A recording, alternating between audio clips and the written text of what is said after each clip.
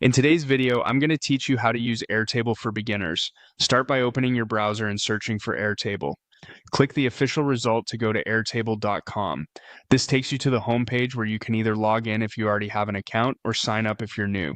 If you're creating an account for the first time, follow the on-screen prompts. It's quick and you may be asked to verify your email. On the login screen, you'll see several sign-in options. Choose Continue with Google if that's convenient for you, then select your Google account to proceed and approve the connection. If you're on a shared computer, remember to sign out when you're done to keep your workspace secure. Once you're in, you'll land on the Airtable home screen with a few different ways to get started.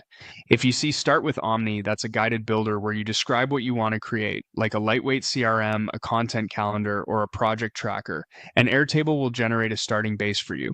Type a clear description of your workflow, review the structure it suggests, and then customize the tables and fields it creates. You can always rename fields, adjust types, and refine the setup as you go. Another fast path is start with templates. Templates are pre-built workspaces for common use cases. Pick one that matches your goal, open it, and scan the tables and views included. Make a few quick edits, rename tables to your team's language, tweak single select options like status or priority, and set date fields to your preferred format so the template matches your process. If you already have data, use Quickly Upload, then choose Import Data.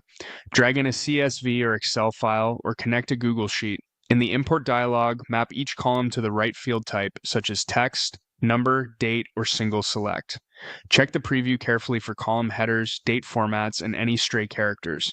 A helpful tip is to set your primary field to something unique and readable, like a task name or record ID, to make linking and searching easier later. Prefer total control? Choose. Start with a blank app to build your ideal workflow from scratch. Add a table, define fields thoughtfully, and pick field types that reinforce data quality.